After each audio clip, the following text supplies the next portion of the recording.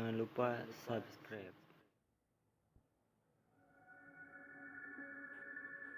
Assalamualaikum warahmatullahi wabarakatuh. Kita lanjut lagi ceritanya. Hari ini aku bertemu lagi dengannya di suatu tempat. Aku senang karena masih bisa bertemu dengannya. Walaupun pertemuan itu berakhir dengan pertengkaran yang amat hebat dengan kedua orang tuaku. Orang tuaku yang tak pernah merestui hubunganku, orang tuaku yang egois, dan orang tuaku yang aku berhenti membaca ketika aku melihat bayangan Sherry ada di hadapanku. Dan apa yang aku lihat, sosok orang tua yang sangat marah dengan anaknya, dan anaknya itu adalah Sherry. Ayah tidak melarang kau mencintai seorang laki-laki, tapi jangan dia. Itulah kata-kata yang kudengar dengan jelas. Dan setelah itu semuanya samar terdengar. Aku mencoba membaca kelanjutan bacaanku tadi. Orang tuaku yang sangat keras, apakah aku pantas membenci ayah dan ibu karena mereka menentang cinta kami? Cinta yang kami jalani 2 tahun lamanya. Apakah harus berakhir dengan kematian? Waktu yang lama, pikirku, aku melanjutkan bacaanku ke halaman berikutnya. Tapi sebelum aku melanjutkan, aku merasa kakiku sangat berat, seolah-olah ingin melangkah tanpa aku suruh. Aku mencoba melemaskan kakiku ini, melangkah ke arah yang ingin dituju. Dan apa yang aku lihat sekarang? Darah.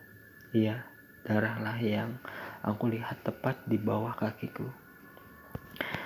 Aku mengambil darah itu dan aku cium. Ternyata darah itu masih segar, seperti belum lama. Bau amis yang aku cium sangat meyakinkan bahwa cairan merah itu benar-benar darah. Petunjuk apalagi ini? Di sini aku benar-benar bingung dan aku tak tahu apa yang harus aku lakukan. Jam menunjukkan pukul 2 pagi, aku masih saja membaca buku itu sampai halaman akhir. Aneh, aku tak menemukan halaman yang ke-20. Aku mencari halaman itu di lemari, di lantai, di dalam buku, dan sampai di ruangan tamu. Tapi aku tak menemukannya. Akhirnya aku menyerah. Mungkin halaman itu memang tak ditulis. Aku hanya membaca halaman terakhir saja yang isinya seperti ini. Ayah, maafkan Sherry. Sherry sangat mencintainya. Seperti ayah mencintai ibu. Tolong izinkan Sherry untuk memilikinya. Sherry, jadi nama perempuan itu Sally. Aku kembali berpikir, cuma beda tipis antara Sally dan Sherry. Di tengah-tengah keheningan malam, tiba-tiba aku mendengar tangisan yang begitu pilu dan sangat menghayati hati.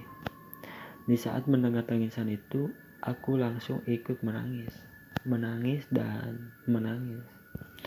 Setelah tangisanku terhenti, aku langsung mencari asal dari tangisan perempuan itu. Tapi sebelum mendapatkan apa yang aku inginkan, aku kembali melihat darah yang begitu banyak, seolah-olah darah itu berjalan menuju kakiku. Aku mencoba berlari, namun kakiku benar-benar terasa berat, bahkan tak bisa digerakkan. Tangisan itu terhenti dan kembali hening. Darah yang ada pun hilang. Aku kembali duduk di ruangan tamu sambil mendengar sebuah percakapan yang terdengar samar. Percakapan itu sepertinya tidak asing bagiku. Ya, ternyata apa yang kudengar adalah percakapan antara Sally dan ayahnya. Saat itu ayahnya benar-benar sangat marah sampai-sampai memukul-mukul meja. Semakin sadis yang aku lihat. Lelaki itu membentak-bentak Sally. Baiklah ayah tak pernah merestui hubungan kami. Lebih baik ayah bunuh Sally. Sally rela mati di tangan ayah. Itu adalah kata-kata yang keluar dari mulut Sally. Dan seperti yang aku lihat, lelaki itu berkata yang membuatku benar-benar tak percaya. Baiklah, jika itu yang kamu inginkan, aku akan membunuhmu. Itulah kata-kata yang membuatku takut untuk melihat kejadiannya. Apa yang aku lihat sekarang semuanya seperti nyata. Lelaki itu langsung membunuh Sally dengan cara yang begitu sadis. Darah yang aku injak terasa masih segar, dan itu adalah darah Sally. Aku tak sanggup melihat Sally mati di tangan ayahnya sendiri. Sungguh sulit untuk dipercaya, lelaki itu membunuh dan mengubur Sally di rumah ini. Tepat di ruang yang aku tempati saat ini adalah ruangan di mana terdapat jasad Sally. Malam ini kurasakan sangat panjang. Aku bisa melihat kehidupan Sally beberapa tahun lalu sungguh tragis. Singkat cerita, hari ini aku kembali melakukan aktivitas seperti biasa. Namun pas aku buka pintu kamar, aku mendapati selembar kertas yang berisi, "Tolong bongkar tempat ini." Kalimat itu seperti dituliskan dengan darah. Aku kaget, tapi penasaran juga. Akhirnya aku memutuskan untuk membongkar ruangan itu, walau tanpa sepengetahuan Sherry. Aku coba membongkar tempat itu bersama teman-teman kampusku yang lain, dan betapa kagetnya aku sangat mendapati seonggok tulang belulang yang terbungkus dengan plastik hitam. Apakah benar tulang belulang itu adalah kumpulan Sally? Aku langsung memanggil Ustadz dan warga sekitar untuk melihat apa yang aku temukan hari ini. Kami langsung mengubur tulang-tulang itu selayaknya menguburkan jenazah yang masih utuh. Rumah itu pun akhirnya dievakuasi dan untuk sementara aku tinggal di rumah temanku. Tapi ada yang aneh dengan semua ini. Saat aku merasakan hal yang aneh di rumah itu, selalu saja tanpa hadirnya Sherry. Apa maksudnya? "Sherry, apa kau melihat Sherry?" tanyaku kepada teman-temanku yang lain. "Sherry siapa, Pan?" tanya temanku. "Sherry teman kampusku, kita, temanku yang tinggal di sini bersamaku," jawabku. "Pan, selama ini kau hanya tinggal sendirian," jawab temanku. "Apa?" Jawabanku kaget. "Tinggal sendiri? Jadi siapa Sherry yang aku kenal itu?" Di saat aku bingung, tiba-tiba ponselku berbunyi. Aku mendapat sebuah pesan, dan pesan itu dari Sherry. "Pan, aku Sally. Sally adalah Sherry. Terima kasih ya, Pan. Kamu sudah bantu aku.